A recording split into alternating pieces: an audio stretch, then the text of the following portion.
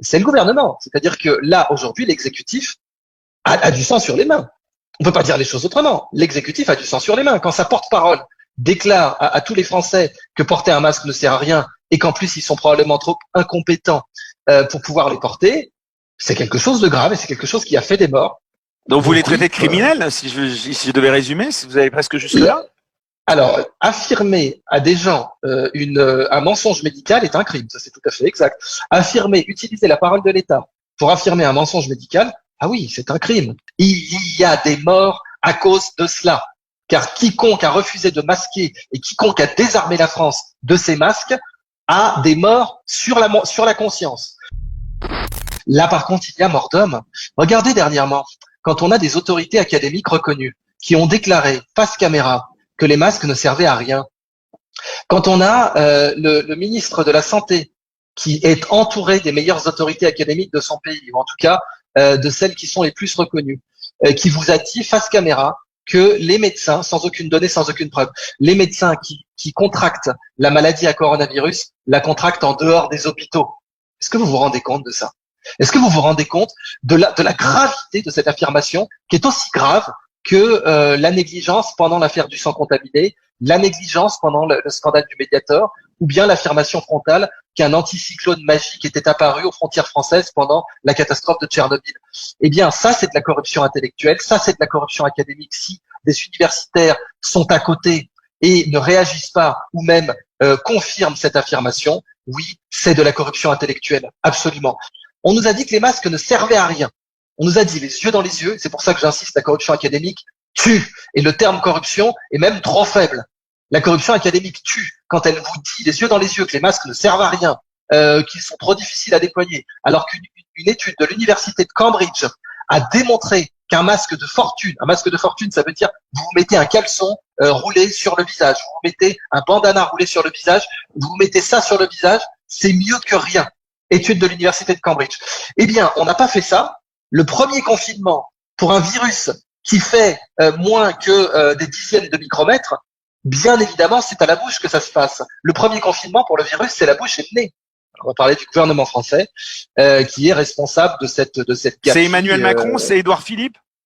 Oui, bah c'est la totalité. C'est Agnès Buzyn, c'est Olivier Véran, c'est le gouvernement. C'est-à-dire que là, aujourd'hui, l'exécutif a du sang sur les mains.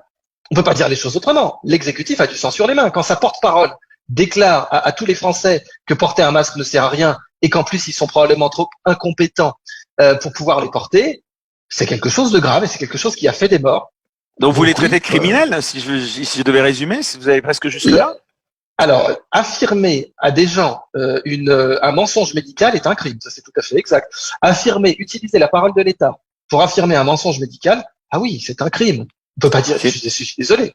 Il faut dire une accusation très grave que vous portez. Vous considérez que Emmanuel Macron et Édouard Philippe ont du sang sur les mains? Je considère que je ne suis pas le seul à considérer. Quand vous dites vous, là, utilisez le vous collectif, puisque 600 médecins portent plainte pénale contre ce gouvernement. 600 médecins portent plainte pénale.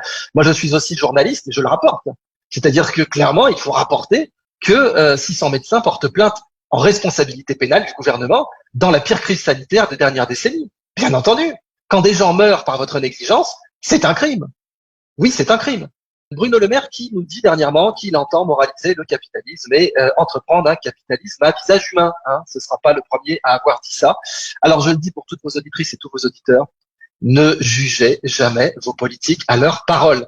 J'arrive pas à croire que j'en sois encore à l'expliquer à l'antenne.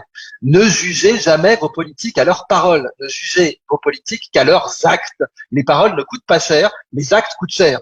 Donc quand on a un Bruno Le Maire qui vous dit qu'il va moraliser le capitalisme et puis pourquoi pas entreprendre une réforme mondiale des marchés financiers et puis de son ennemi la finance, pour paraphraser François Hollande, demandez-lui d'abord tes actes.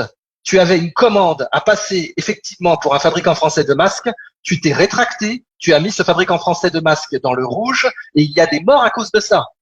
Je vais répéter cette phrase pour que vos auditrices et auditeurs l'entendent bien. Il y a des morts à cause de cela. Car quiconque a refusé de masquer et quiconque a désarmé la France de ses masques a des morts sur la conscience. Les masques étaient l'équivalent pour le coronavirus du préservatif pour le sida. Comme on n'avait pas de préservatif, on nous a dit que ça ne servait à rien. Et ça, oui, c'est criminel. Et là, vous voyez qu'Olivier Véran a, alors je ne sais plus le terme qu'il a utilisé, c'est réévaluer la doctrine, quelque chose comme ça. Ouais, depuis aujourd'hui, oui. Voilà, au lieu de dire on a menti, au lieu de dire on s'est foutu de vous, il y a eu des morts à cause de nos décisions, on va réévaluer la doctrine. Je suis très content de savoir que la réévaluation des doctrines est effectivement la priorité du gouvernement dans une situation de crise qui fait 5000 morts dans le monde. Donc oui, le mot dense était trop faible. Vous me demandiez tout à l'heure, là, vous m'avez pris à partir en me demandant quelle décision a prise Emmanuel Macron. Alors, il y en avait une notamment, les élections municipales, la tenue du premier tour de ces élections municipales. Vous en avez pensé quoi? Eh oui, ça c'est un crime. C'est un crime. C'est un crime. Je l'ai dit 3 fois. C'est un crime 4 fois. C'est un crime d'avoir organisé ces élections municipales, selon vous? Oui, c'est un crime. Je vais les plaire. Hein. Charlie, Roméo, India, Mike, Echo, crime. Avoir exposé les Français en plus âgés, puisque dans les municipales, on sait qu'il y a un biais. On sait qu'il y a un biais. L'âge moyen de la France n'est pas l'âge moyen des personnes qui votent au municipal. Donc, avoir mis en danger, exposé pendant la plus grande crise sanitaire des dernières décennies des gens, alors qu'on sait que ça ne servait à rien. Là, quand on parle de prise de risque, quel était l'intérêt de faire ça?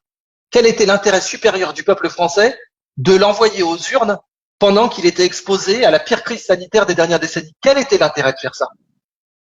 Aucun. Absolument aucun.